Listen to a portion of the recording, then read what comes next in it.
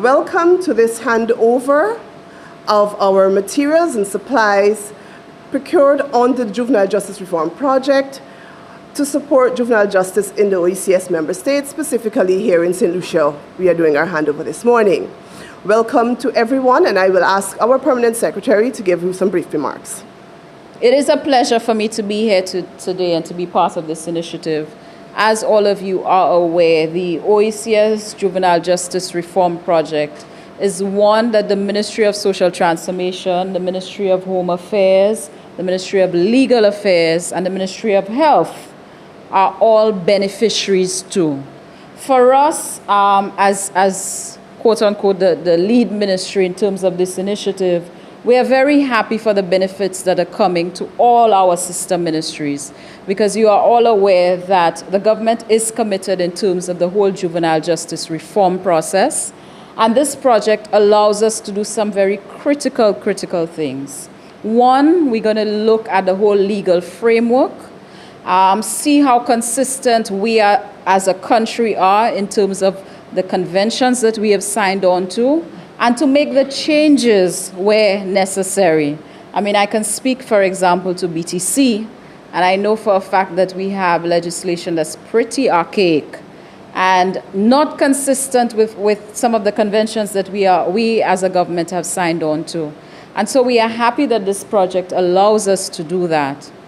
Just as importantly, too, the project allows for a lot of capacity building at an institutional level for the institutions, whether it be through resources, as what we are seeing here today, the equipment for the various units of these ministries, or whether it be through staff capacity building. And so that's another benefit that the ministries, all our participating ministries, are happy to be part of, and we are happy that we are the beneficiaries of this project. And so we want to thank the OECS, we want to thank the funders, USAID, for this partnership. We are hoping that this project is going to be extended. I haven't yet heard from the OECS because this project is actually supposed to be ending this year. But we have made a request at the OECS level for an extension, because we haven't completed all the activities of this project. And so we are hopeful that we are going to get a positive feedback from the funders. So with these brief remarks, I want to welcome all of you here and say a heartfelt thanks to the OECS and to USAID for this partnership and this project. Thank you, ladies and gentlemen. Right, thank you very much. Jackie. Good morning, colleagues and friends, and let me acknowledge the PS Alfred from the Ministry of Social Transformation, PS from the Ministry of Home Affairs, and Senior Magistrate as well, full chair as well, if I remember the name. It's really a great delight on behalf of the OECS Secretariat, the OECS Commission, to be part of this very brief handing over ceremony as part of the milestones under the OECS Juvenile Justice Reform Project. This project was signed off between USAID, the principal funder, because we also have UNICEF Barbados as well, and they have made a contribution to the financial resources for the project. It was signed off in 2011, became effective, but actually got off the ground in 2012, when we had the project staff being hired by the OECS Commission.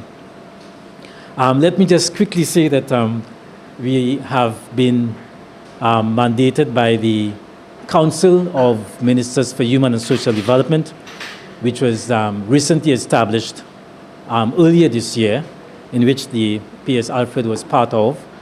And at that meeting, there were a number of recommendations made to the Secretariat's work with respect to human and social development. And the Juvenile Justice Project is a very critical, a very important project. And that given some of the delays in terms of project start, and of course some of the issues within the member states as well in terms of the absorptive capacity to spend the monies. We had about $5 million allocated for project implementation in 3 years. So the good news is that the USAID has agreed to extend the project for another year, thus giving enough time for the member states to adequately bring to a closure and in a way that is satisfactory, because at the end of the day, one of the things that we want to ensure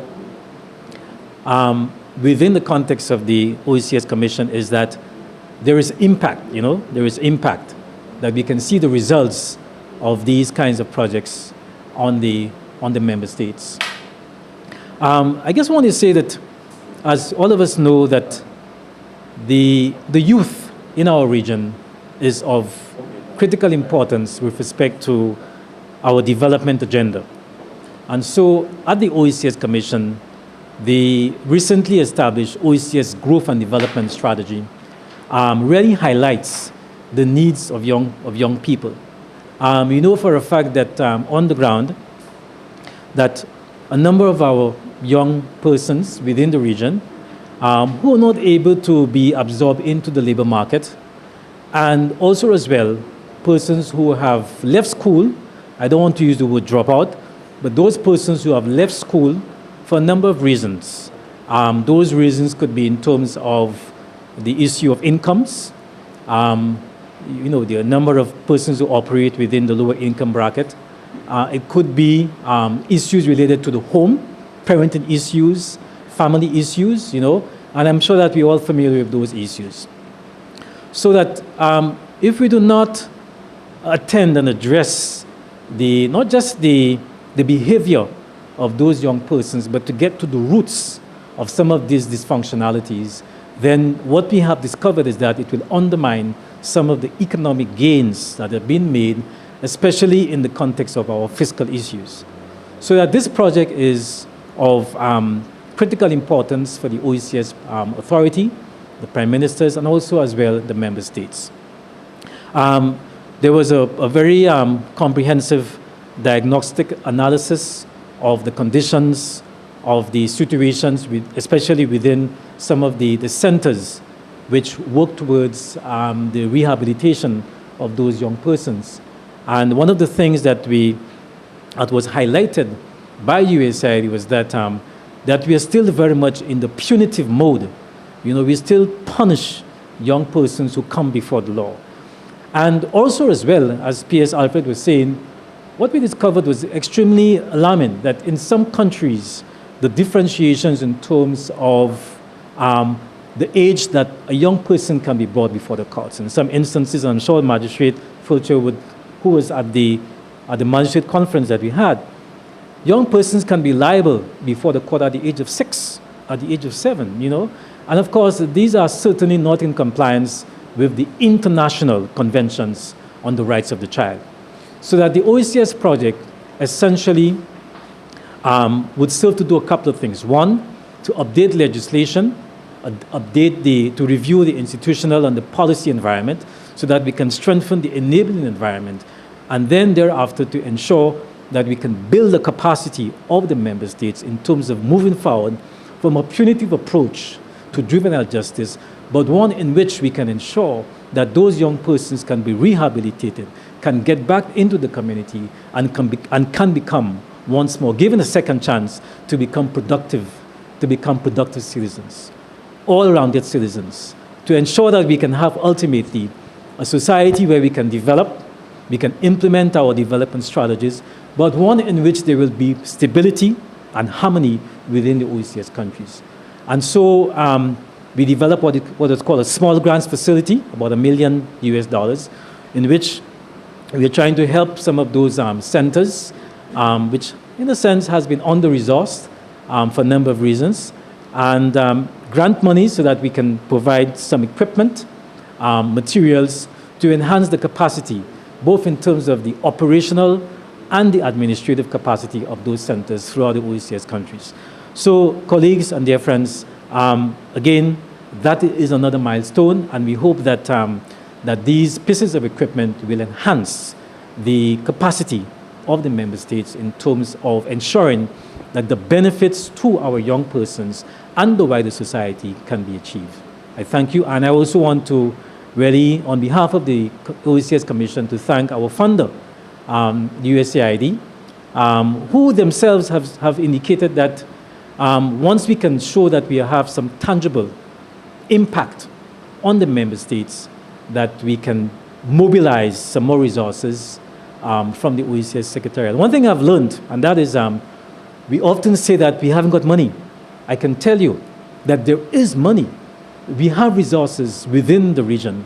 The problem is that we do not utilize those resources in a way that is efficient and effective. But there are resources. Our partners have helped us over the years, but we have the responsibility to ensure, whether it's a small piece of equipment, that those pieces of equipment, having been capitalized by donor funds, that they are used in a way that is efficient and effective.